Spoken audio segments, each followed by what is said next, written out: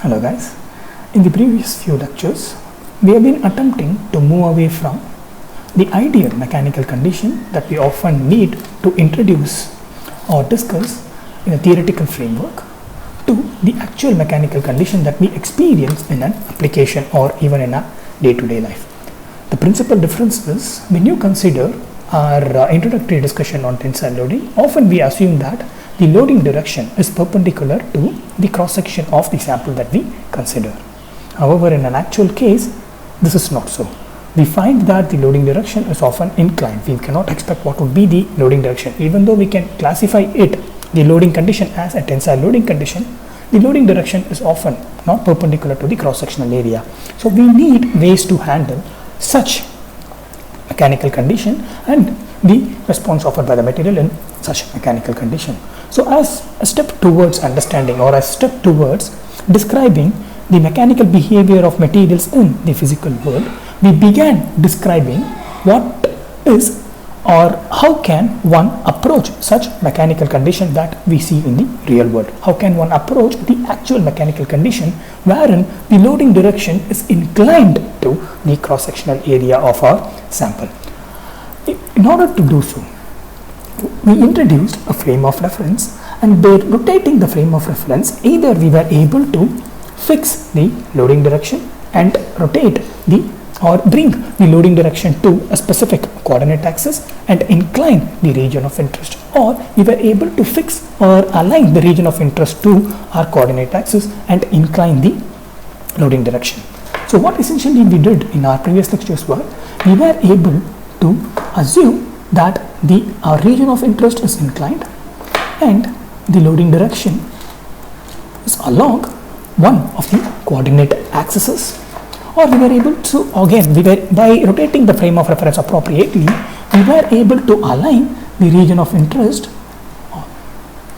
along a specific coordinate system or along a specific set of coordinate axes and incline the loading direction. So both these are equivalent, and we were able to do so by introducing the frame of reference and then rotating it appropriately. And this is how we were able to handle the actual loading or actual loading condition, which is noticeably different from the ideal loading condition or the experimental loading condition that we often introduce to discuss or to either outlay the mechanical condition. Now, in our previous lecture, we saw that when we have such a condition wherein we have our region of interest and the load that we impose is inclined to the region of interest. So this is the load that we impose, the tensile load that we impose, and this load is inclined to this region of interest. And if we refer to this region of interest as AB, the stress experienced by AB along the region of interest, so the stress experienced by AB along the region of interest would be referred to as sigma AB. So we have a region of interest, and there is a load imposed on this region of interest that is not along the perpendicular direction but an inclined direction. So there is a responsive stress experienced by AB along this loading direction, and this we refer to as the sigma AB. Now this sigma AB, even though it is acting along the loading direction, it is a portion of the load, or it is a portion of the stress had this load being acting in the perpendicular direction of AB. If we assume a case that the load is acting along the perpendicular direction of AB, the portion of the load is now experienced by AB along the loading direction. Now this stress that is experienced by AB due to the inclined loading condition, so this stress that is experienced by AB due to the inclined loading condition can be dissociated into components. One component is in the direction perpendicular to the region of interest, and the other direction is along the frame of references. So in order to dissociate, or in order to find the components of stresses that is associated with a region of interest, we need to have a specific frame of reference that we have considered here. So if you have a frame of reference, the normal component is along this axis. So along the z axis, we have the normal component of the stress. And now the other components of the stress are along the other two axes of our frame of reference, that is x and y. So correspondingly we have stresses that are the resultant stresses that are acting along this and this direction as well. So we have a normal stress.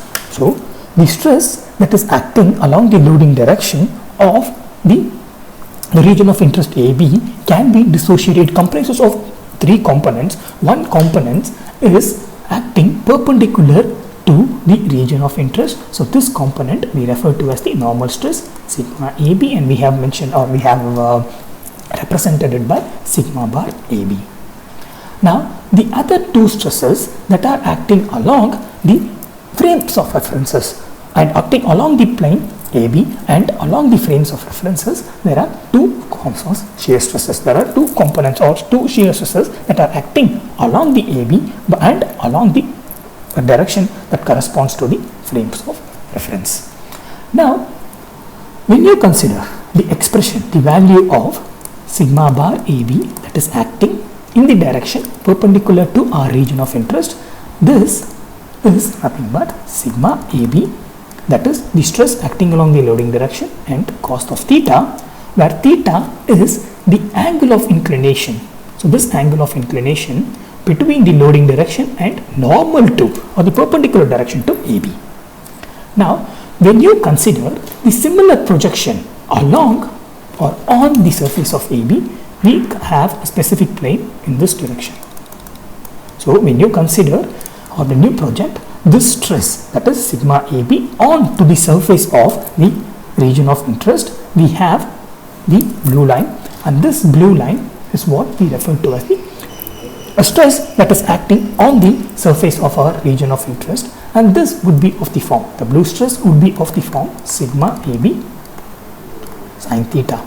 So this is the shear stress that is acting along only one direction, that is this direction that is indicated in blue, and that shear stress is sigma AB sin theta, and this is represented by tau AB. Now there is a difficulty associated with this tau AB because it is rather confined to only one direction. Now what we need is, we need to have the stresses that can be used to explain any direction. So we want to have, or we want to know, what is the stress that is experienced by our region of interest or on the surface of the region of interest in any specific direction. So therefore we are required to dissociate this stress into two further components. So initially we have normal stress and one shear stress in a specific direction, and since it is rather restrictive in nature, what we essentially need to do is, we essentially need to break down this stress in blue into further components so that we are able to describe the stress acting on the surface of our region of interest in any direction. So in order to do that, we introduce another additional angle. So this angle called phi, so this angle called phi, and we are dissociating the stresses based on this angle phi. And if you recollect, then we have now two stresses along the axis that are introduced, that pertain to our coordinate system or the frames of reference. So these two stresses, when we can refer to it as tau prime AB, will be tau AB cos phi, and the other stress will be, so this tau prime AB will be along the x-axis. This will be tau prime AB, and this will be tau double prime. So this tau prime AB would be tau AB cos phi, and tau double prime AB would be tau AB sin phi. And of course you can substitute, or you can replace this tau AB with this expression here.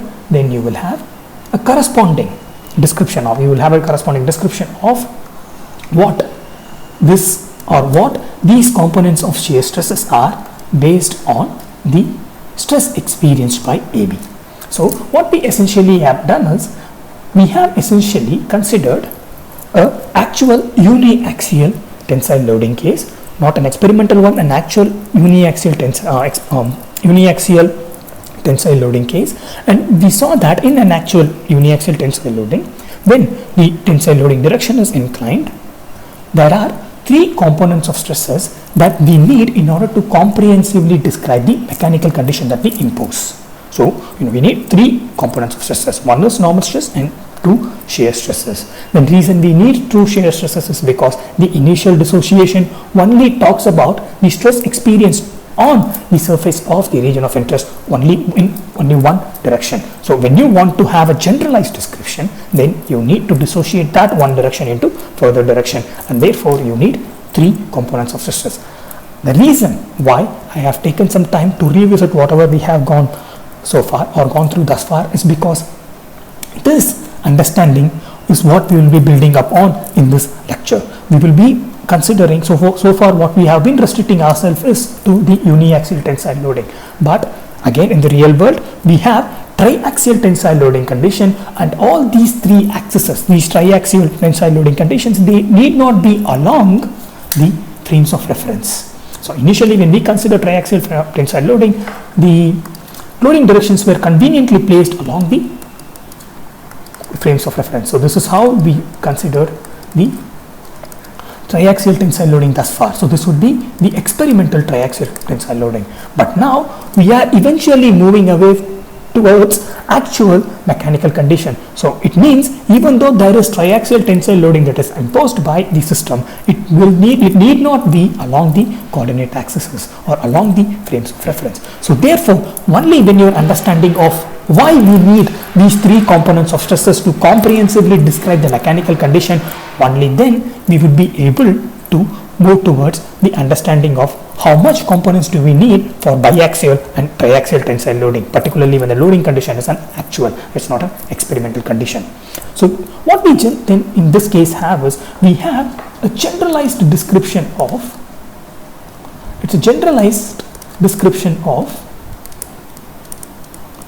the uniaxial tensile loading. So what mechanical condition a sample experiences under uniaxial tensile loading, and if that is the question that is posed, we need to render a generalized description. You cannot give a specific answer stating that when you impose a uniaxial tensile loading of load P, the stress experienced by the material is P by the cross-sectional area, that is P by A, that's the stress experienced by the material. So that would be a specific case, that would be an experimental case. When you want to have a generalized description, the generalized description means that when you impose a uniaxial tensile loading, then in order to have a comprehensive description, we need three components of stresses. One is the normal stress, that is sigma bar AB, and the other is two components of shear stresses. And of course, depending on the specific case, some of these might assume the value of 0. If we are talking, so this is the generalized description, and if you are interested in a specific case of the experimental condition, then these turn out to be 0, and ultimately you will end up with the stress that is P by A. So we have now rendered, or we have now considered a generalized description of the mechanical condition experienced by a system under uniaxial tensile loading. Again, when I say uniaxial tensile loading, it is not along a specific coordinate axis. So it can be any inclined axis. So therefore, essentially what we have is, from this generalized description, it is possible by making appropriate, by introducing appropriate angles, we will be able to estimate the mechanical conditions. That is, by introducing appropriate angles like theta and phi, we will be able to arrive at the specific description of the mechanical conditions. Now, again, when we want to talk about the actual loading condition, very rarely we have uniaxial tensile loading acting alone. So let us consider what would be the necessary components of stresses in order to comprehensively describe the mechanical condition under biaxial tensile loading. So we are moving away from uniaxial to biaxial condition. So what essentially we mean by biaxial tensile loading is, if you consider the macroscopic representation of your sample, let us assume that this is the sample, and in most cases, or in the previous instances, when we considered the biaxial tensile loading, this is the loading direction that we assumed. This is the loading direction that we assumed. So this is the, often when you consider the biaxial tensile loading condition, particularly when you have an introductory or when you want to introduce what a biaxial tensile loading is. This is the condition that we assume. However, it is possible that the system experiences a biaxial tensile loading of this form here, wherein both these axes experiencing the biaxial tensile loading are not along the frame of references, but they are inclined. So what essentially we have is, we have biaxial tensile loading, but this is not an experimental biaxial tensile loading, but it's an actual one, meaning the loading directions are not along the axes of our frame of reference, but they are rather inclined. So in order to understand that, in order to see what is the different components of stress that is required for us to describe this mechanical condition, such a biaxial mechanical condition, instead of considering a frame of reference entirely. So often we consider a frame of reference like this entirely. So instead of considering the frame of reference entirely, let us consider an element within this frame of reference. Let us consider a small element, a three-dimensional element in this frame of reference. So when you consider a small three-dimensional element in this frame of reference, so we can redraw. So this is an element within our region of interest, a small portion within our region of interest. Now, this portion, we can describe the nature of this portion by considering a frame of reference. So let us have a frame of reference, that is X, Y, and Z. Now, the loading direction or the load that this element of the region of interest. So this is a simple, when I say element, it is just a small portion of this region of interest. So this is element of a region of interest. Now, the stresses experienced by this element of region, this element can be described by something like this. So, let me. So it's something like this. It experiences a biaxial tensile loading, but these axes are rather inclined. Now, let this load be P1 and let this load be P2. So this is close to our z-axis and this is close to our x-axis. So let this one be P1 and let this one be P2. Now, as we have seen earlier, so this element, it experiences a stress along this direction and also along this direction. So in response or along this loading direction, this element, which is a part of our region of interest, experiences a stress. Again, now we can dissociate this stress into its corresponding components. So let us assume that this stress to be P or sigma 1, and we can dissociate this stress into its corresponding components. So that is, we can dissociate this stress into its normal component and also its 2 shear component.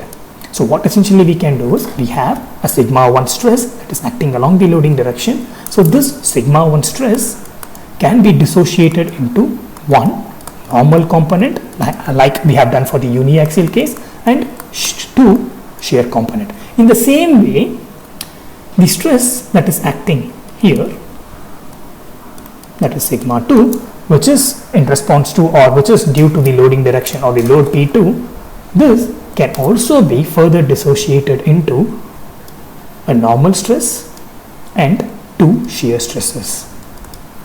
So the sigma 2 can also be further dissociated into one normal stress and 2 shear stresses. Now ultimately, what we then end up having is, if you consider the element that we have been discussing thus far, we will then have 2 normal stresses and 4 shear stresses.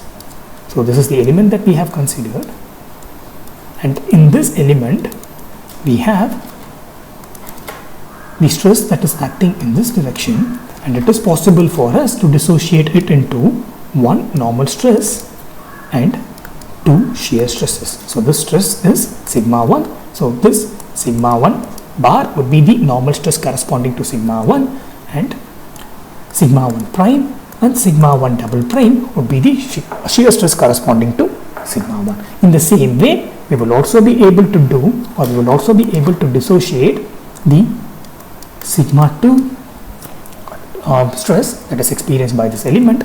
It can be dissociated into its components, that is normal stress sigma 2 bar and two shear stresses, that is tau prime 2 and tau double prime 2. So what essentially we have is, for sigma 1 we have sigma 1 bar and tau 1 prime and tau 1 double prime, and for sigma 2 stress that is experienced, so this is biaxial tensile loading, so there are two stresses, and for each of these stresses we have one normal component and sigma 2 bar, tau 2 prime and tau 2 double prime. Now of course it's not ideal for us to describe these stresses as bar, prime and so on and so forth, so therefore we will use the frame of reference that we have introduced to describe or rename these different components of stresses. So this is the frame of reference that we have used to describe the components of stress. So we have our x-axis, y-axis and z-axis. So if you want to rather overlay this frame of reference onto this element that we have considered, then it would be, this would be x-axis, this would be y-axis and this would be z-axis. Yeah. Now when you consider the sigma 1, the components of stresses with respect to sigma 1, then the normal stress for sigma 1, it is acting along the z-axis. So the normal stress for sigma 1, that is sigma 1 bar, it is acting rather along the z-axis, so therefore it can be referred to as the sigma z. However, we have two shear stresses, that there are two shear components that are acting on the surface of the elements. So we need then subscripts that could differentiate one shear stress from another.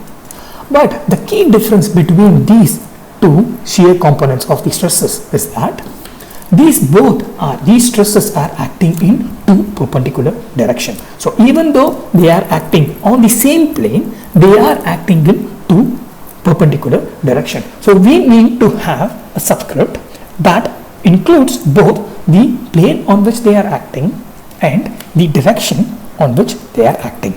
So these two stresses, even though that is sigma 1 prime and sigma 1 double prime, even though they are acting on the same plane, they are acting in two different directions. So our representation of the stress should also be sophisticated in such a way that both plane and the direction are being described.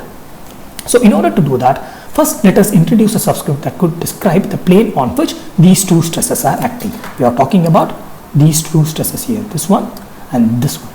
So these stresses are acting on the plane that is perpendicular to z-axis, that is cutting across the z-axis. Often that planes, that family of planes are referred to as xy plane. However, if you introduce two subscripts into the tau here, or the shear, if you introduce just two subscripts to describe the plane alone, then we might need to add another subscript to describe the direction. So let me repeat, this both tau 1 prime and tau 1 double prime, they both are acting in a single plane, and conventionally this single plane is referred to as the xy plane. However, when you have two subscripts to describe a plane, then you might have to add a third subscript to describe the direction. So in order to avoid that, we will describe this plane as z plane because it cuts the z-axis. So therefore, both tau 1 prime and tau 1 double prime, they both are acting according to our description, they are acting along the z-axis. So they are acting along the z-axis. However, the direction of one of the shear stress is along the y-axis, and on the other hand the other is acting along the x-axis. So therefore, the two components of shear stresses, that is sigma 1 prime, can be expressed as, so this sigma 1 prime is acting along the z plane, so the z assumes the first subscript, and this sigma 1 prime is acting along the y direction, so you have this second subscript. And in the same way, we can express sigma 1 double prime as, tau 1 double prime as tau, which is acting along the z axis, but Now the direction is the x direction. So what we have is, using the combination of plane and direction that characterizes each of these individual shear components of the stresses, we have now described it using a couple of subscript. The first subscript, both z here, they denote the plane on which these shear components of stresses are acting, and the second subscript, they denote the direction along which these components of stresses are acting. And when you extend this understanding, when you extend this way of representation to sigma 2, the components of stresses pertaining to or resulting from sigma 2, then the normal component of the stress, that is sigma bar 2, would be sigma x, and the shear components of stress, that is tau 2 prime, would be, so this is acting along the along the plane or along the x plane, because this plane cuts the x axis, so therefore it is acting along the x plane, and the sigma 2 prime is acting along the z direction. And in the same way, when you consider the sigma 2 double prime, or rather tau 2 double prime, one of the other component of the shear stress, so this shear stress is also acting along the or on the x plane but in the y direction. So this is what we are considering, that is tau 2 double prime, and this tau is acting on the surface or on the x surface on the x plane but along the y direction.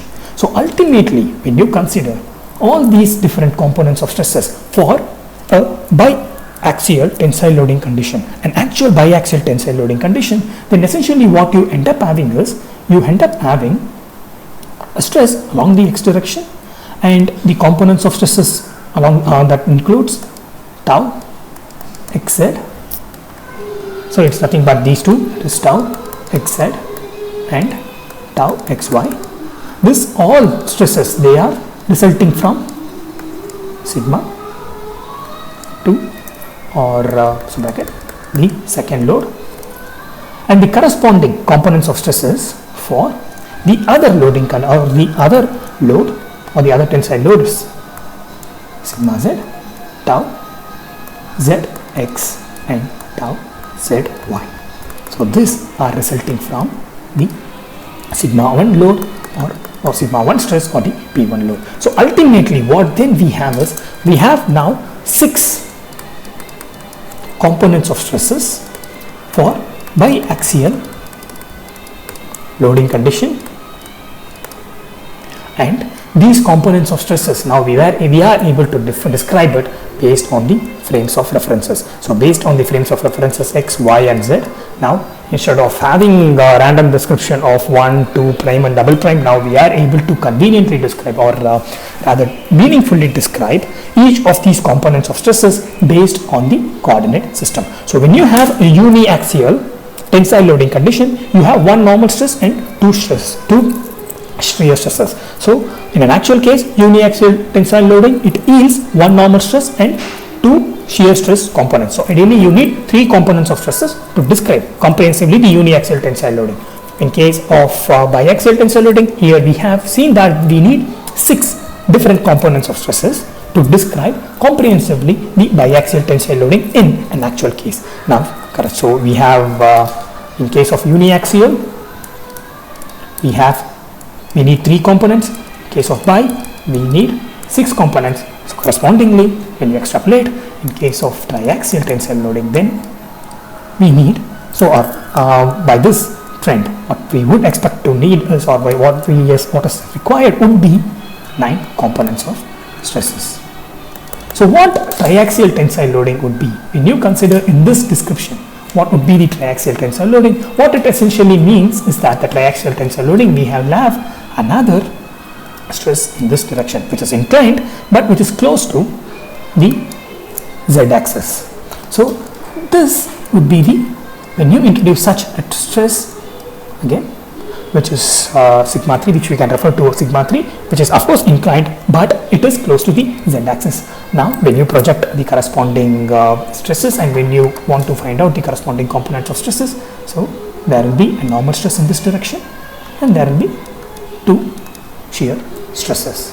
Now, so rather this stress here sigma 3, and this is along, or this is close to the inclined with respect to the y-axis, and we can dissociate this stress into these different components here, and what essentially then we would end up having is we would be dissociating the sigma 3 into its components, and this sigma 3 is rather inclined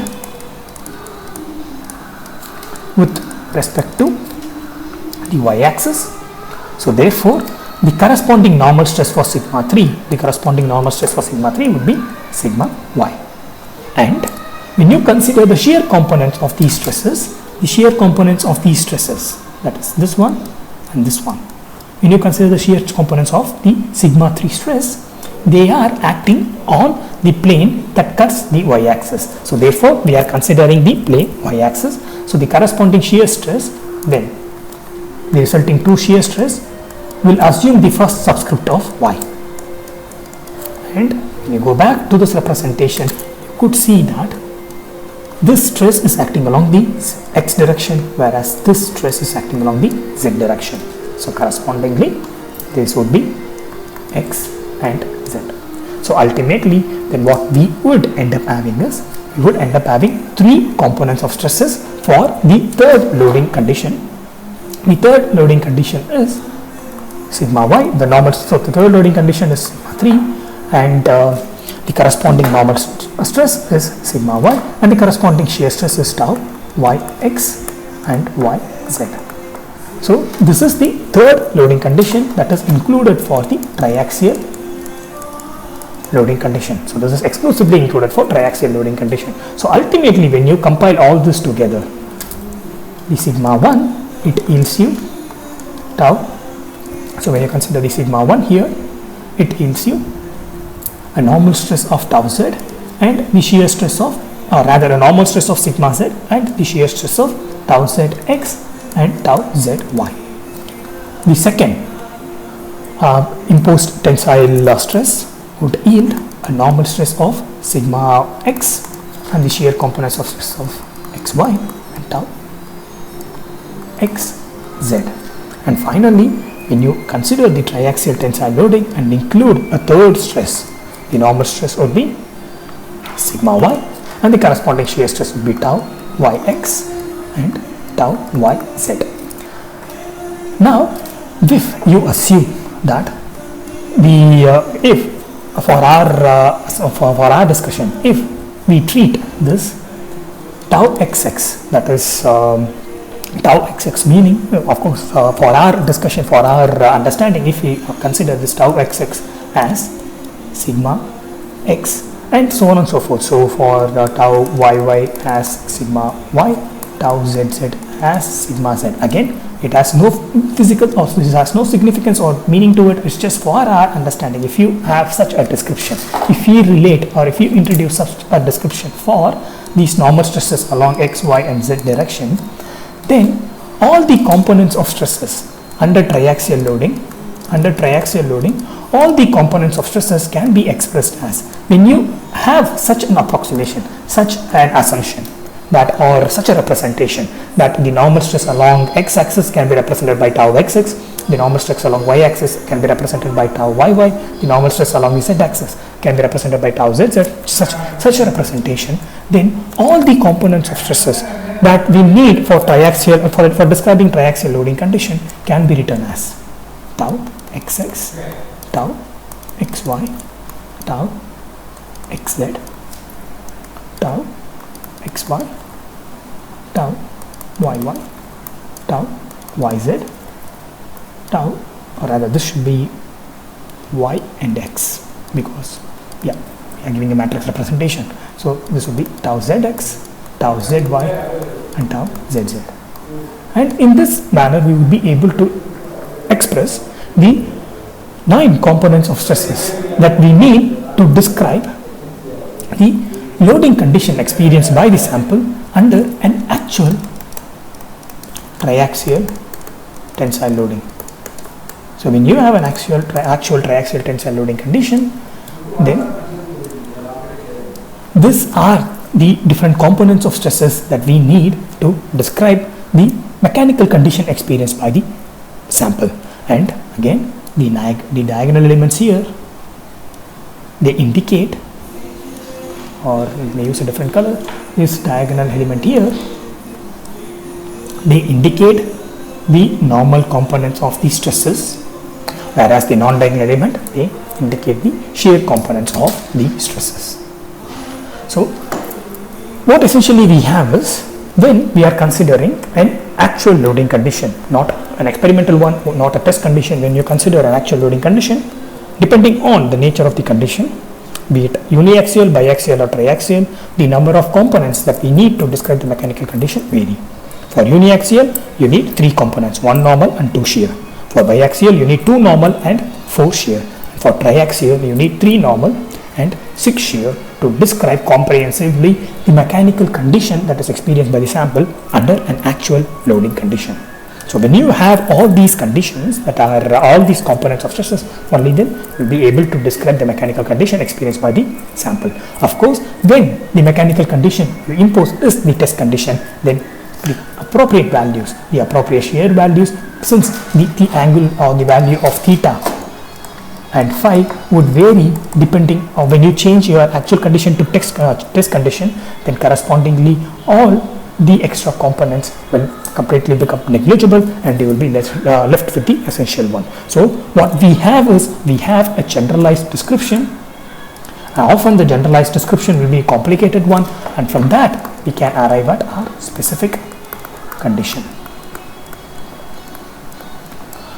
Now, even though we have thus far been considering triaxial tensile loading, it is also possible for us to, from this understanding or from this discussion, it is possible for us to also describe what would be the components of stresses when you have combination of tensile and comprehensive loading condition. So even though in the outset, even though when you consider even though from the early stages of our discussion we have been exclusively considering triaxial tensile loading, it is not rather confined to the triaxial. This discussion is not confined to the triaxial tensile loading alone. We can have combinations of the tensile and the compressive loading condition. We can have a uniaxial compressive, or the discussion that we have thus far can be extended to an uniaxial compression or uniaxial tensile.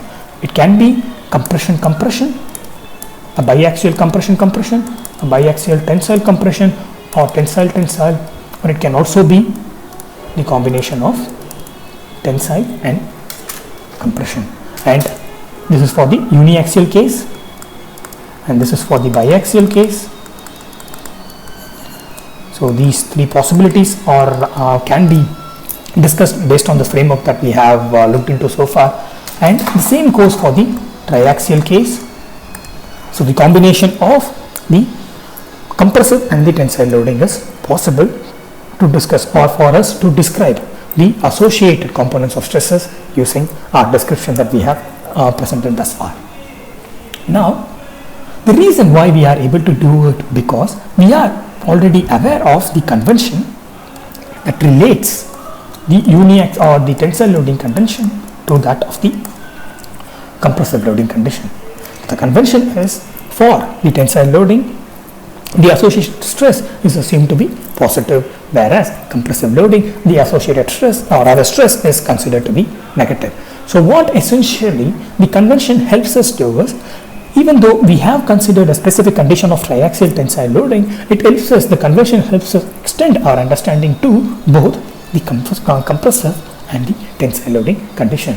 So largely these conventions that we have looked for are then corresponding to the normal stresses, because these normal stresses are the ones that are acting perpendicular to our region of interest, that are acting perpendicular to our plane of interest. So these stresses, these diagonal element of these stresses, that is sigma x, sigma y and sigma z, these are the stresses that are acting perpendicular to the plane of our interest, the plane of the region of our interest, and the corresponding plane.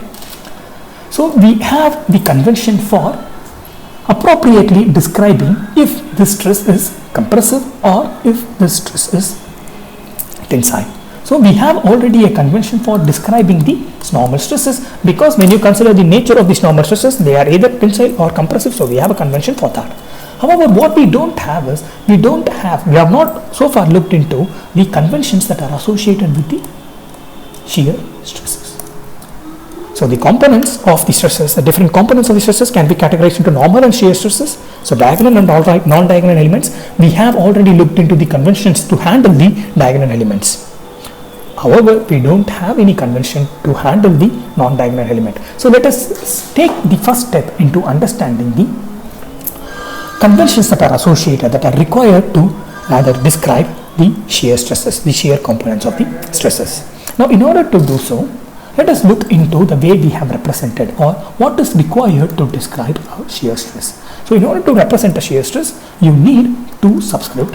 One subscript describing the direction, or rather describing the plane on which the shear stress is acting, and the other subscript describing the direction. So essentially, even in the most convoluted case that we have considered so far, that is triaxial tensile loading, even in this case, when you want to describe the shear components of the stresses, you just need two subscripts. One is the plane on which this particular shear stress is acting. The other is the direction on which this particular shear stress is acting. So therefore, when we want to rather just exclusively discuss the shear stress alone, then a two-dimensional representation will be sufficient. Let me repeat, since even in the most convoluted case, the representation of the shear stress just requires two components or two subscripts, that is a plane and a direction subscripts alone, then we can discuss this shear stress by just considering a two-dimensional representation. So for that, if you have such a representation, so this is nothing but a square, and this square can be partitioned in such a way that it is a part of the coordinate system, and let us assume this to be your x-axis and this to be your y-axis. Using this setup alone, we will be able to describe the convention associated with the shear stresses. So the reason why we are able to do this is because we just need to account for two subscripts, and now we have two coordinate axes that could help us account for the two different subscripts. Now, these two subscripts, they indicate a plane and the direction. Now this plane here can be referred to as, following the similar convention that we have followed for the three-dimensional case when we talked about the elements, how we referred to as how we rather named the different plane. The same approach can be adopted, and this plane can be referred to as the y plane. This plane here, the one in blue, can be referred to as the y plane because it cuts on the y-axis. In the same way, then it means that this plane is also a y plane.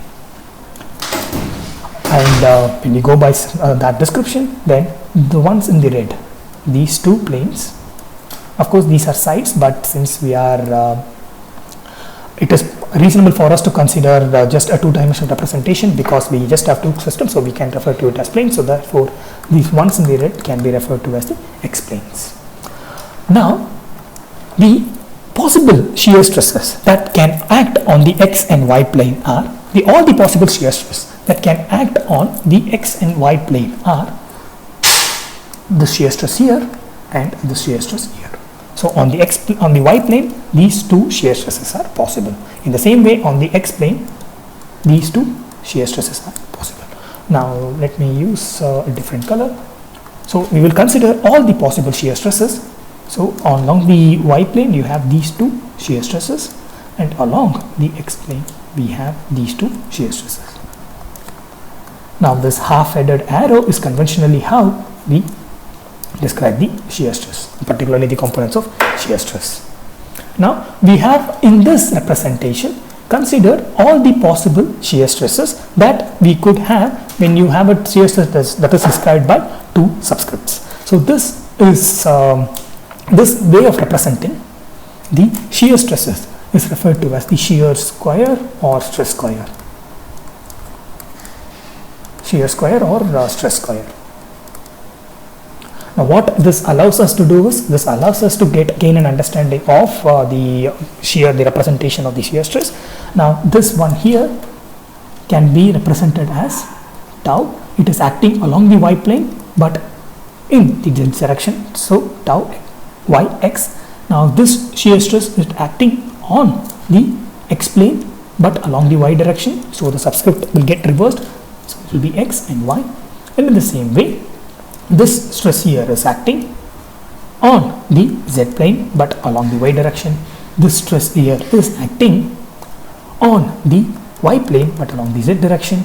So when you keep on doing that, when you keep on following that way of representing or way of describing, then this would be yx, and this would again be xy, and this would be xy. Now if you assume this square, this stress square, to be a part of our element or part of our region of interest, so this we missed out, this would be y and x. So if you consider this stress square to be a part of our region of interest, and that region of interest experiencing a loading condition, then what essentially we mean is that this element, even though it is experiencing a stress, it cannot rotate. So since we have a continuum, we have a material, and this element which is a part of our region of interest, even though it is experiencing these components of stresses, it cannot rotate. So essentially the components of stresses this element is experiencing is sigma yx and sigma xy. And even though the element is experiencing this stresses, often these two stresses it balance out each other. So these stresses it balances out each other, meaning this element that is a part of the region of interest, it will not rotate. And even though it is experiencing a stress, it will not rotate. If it might expand, it might compress, it might slide, but it will not rotate. So we have what we refer to as the rotational stability. So when the shear stresses are acting alone, then or when you have a triaxial loading condition, when you have a biaxial loading condition and the components of stresses are acting on a region of interest, we have rotational stability. So that means this element which is a part of the region of interest cannot rotate. And under such condition, this rotational stability is possible only when these two stresses balance out each other, these two stresses balance out each other, these two stresses balance out each other, and these two stresses balance out each other. So when the only case when the rotational stability is possible is when the stresses acting at the corners, they balance out each other. So therefore, the rotational stability is ensured only when tau yx is equal to tau xy. So only under this, only when this condition is fulfilled, the rotational stability is maintained. And therefore, when you are imposing a triaxial tensile loading condition and you have a components of stresses of this form x, y and yx, they need to be equivalent in order to ensure this rotational stability. And this condition, it has an impact on the number of components that we need to describe the mechanical condition under triaxial loading. So this condition or this relation that we have arrived at, focusing on the rotational stability of the element in a region of interest, they play a key role in our description of the components of stresses associated with triaxial loading condition. We will see how this relates to the components of stresses in the triaxial loading condition in the subsequent lecture. Goodbye.